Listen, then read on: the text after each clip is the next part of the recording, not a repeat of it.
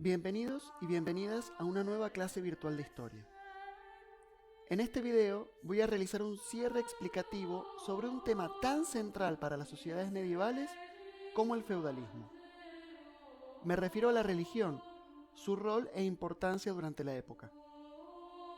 Particularmente en el caso de Europa, por lo que voy a hablar de la Iglesia Católica. Antes de comenzar, recuerden acompañar el video con su esquema correspondiente. Lo primero que hay que entender es que analizaremos la religión como un fenómeno sociohistórico. Si hay algo que tenían en común la gran mayoría de los grupos humanos que vivieron en la Edad Media, es que la forma de pensar dominante era teocéntrica.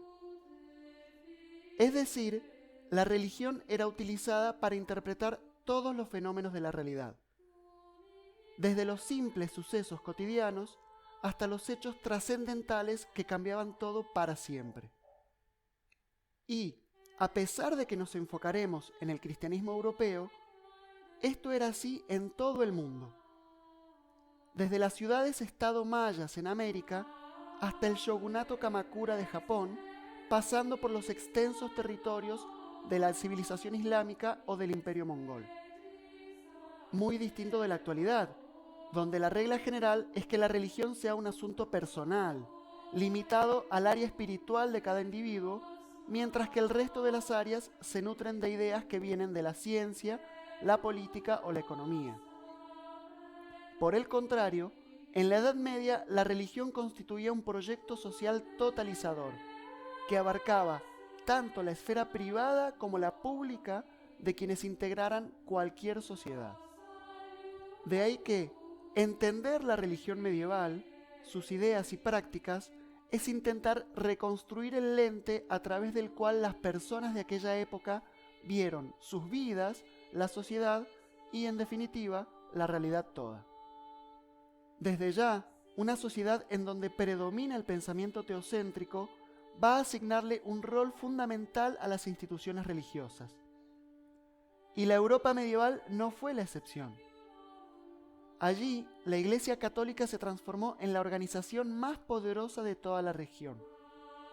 Su influencia atravesaba los límites de distintos reinos y estados. Esto no ocurrió de un día para el otro. De hecho, por haber sido la religión oficial del Imperio Romano, durante las invasiones germanas de los siglos IV al VI, la Iglesia estuvo en peligro en más de una ocasión. Y algo similar sucedió durante la segunda oleada de invasiones de los siglos IX y X.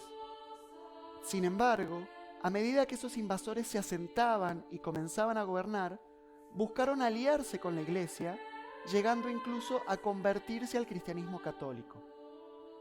Esto consolidó el poder de la Iglesia y su influencia en la vida social, política y cultural llegó a ser enorme. Por ejemplo, si la Iglesia entraba en conflicto con un rey o un señor feudal, éste podía ser excomulgado, es decir, expulsado de la comunidad de fieles.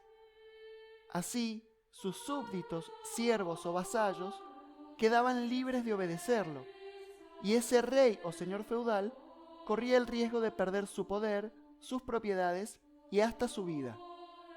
Al mismo tiempo, la Iglesia tenía una fuerte presencia en la vida cotidiana de la gente.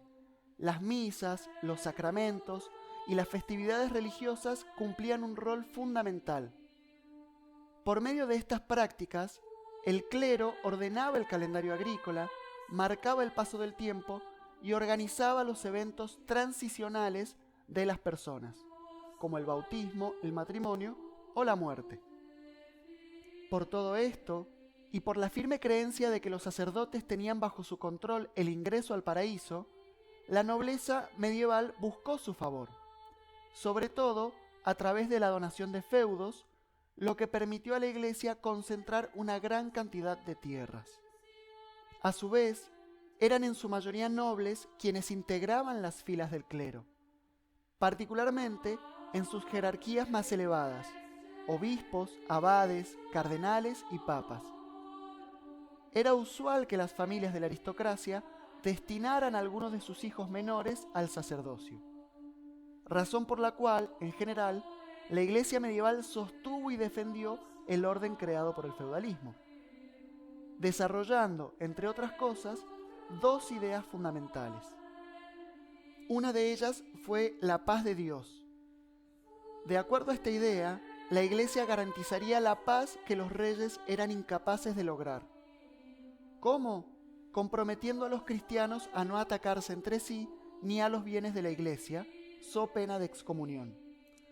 Así se pretendía terminar con la belicosidad de los señores feudales, quienes frecuentemente se involucraban en guerras y disputas entre sí.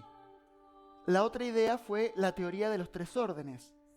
Dios, decía la Iglesia, había dividido a la sociedad en tres tipos de personas. Estaban los que rezaban, los sacerdotes y monjes cristianos, los que peleaban, los caballeros y señores feudales, y los que trabajaban, los campesinos y siervos. Y cada quien debía cumplir con su tarea sin cuestionar el lugar que le había tocado. Esta teoría buscaba que campesinos y siervos fueran dóciles, evitando que se rebelaran contra un orden social que claramente los perjudicaba. Por otro lado, además de este rol social y político, la Iglesia medieval también realizó una gran labor cultural. Entre los siglos V y XV, los miembros del clero, es decir, los sacerdotes y monjes, eran prácticamente las únicas personas alfabetizadas de Europa occidental. Esto convirtió a la Iglesia en la guardiana de la cultura escrita. Los monasterios y las catedrales eran verdaderos centros de producción y acumulación de conocimiento. Allí, más que nada, se traducían y copiaban a mano libros religiosos, pero también textos provenientes de civilizaciones más avanzadas, como la bizantina o la islámica, las cuales a veces los habían copiado de textos de las antiguas Roma o Grecia. Estos escritos versaban sobre los distintos saberes de la época: literatura, filosofía, medicina, matemáticas, arquitectura, ingeniería, música, entre otros. Y eran aceptados por la Iglesia siempre y cuando no contradijeran al dogma, o sea, al conjunto de creencias católicas. Los libros y textos se escribían en latín, el idioma del antiguo Imperio Romano. Dicha lengua continuó siendo empleada por la Iglesia durante la Edad Media, cuando se convirtió en el idioma común de los intelectuales europeos. Era utilizada tanto para la religión, es decir, la misa y la Biblia estaban en latín, como para la administración. Las leyes y los pactos feudales también se redactaban en latín.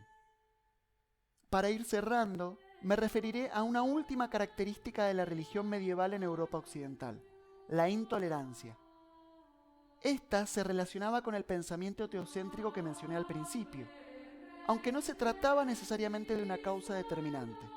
Durante la misma época hubieron sociedades relativamente tolerantes con otras religiones, como la civilización islámica o el imperio mongol, el cual, sin duda, fue brutal en otros aspectos. En Europa, en cambio, la Iglesia vigilaba cualquier desviación de su doctrina, es decir, la creencia oficial, en particular si desafiaba la autoridad del Papa. Cualquier persona que practicara el cristianismo de manera, entre comillas, diferente, o lo combinara con elementos politeístas, podía ser acusada de brujería o herejía, o sea, disidencia religiosa. Si esto ocurría, esa persona era perseguida, encarcelada y hasta ejecutada, generalmente en la hoguera. A cargo de esto se hallaba la Inquisición, una institución creada por la Iglesia para tal fin.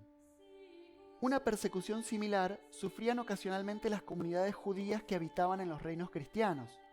Si sucedía alguna catástrofe, como una hambruna o una epidemia, la gente la interpretaba como castigo divino, entrando en pánico y organizando linchamientos espontáneos a los judíos de su localidad. Estas matanzas se denominaban pogromos. Con esta misma mentalidad se organizaron las cruzadas, campañas militares realizadas entre los siglos XI y XIII, en las que caballeros cristianos invadieron Oriente Medio para arrebatarles la ciudad de Jerusalén a los musulmanes. Dicha ciudad era sagrada en ambas religiones, por lo que las cruzadas provocaron, entre otras cosas, numerosos episodios de violencia entre cristianos y musulmanes.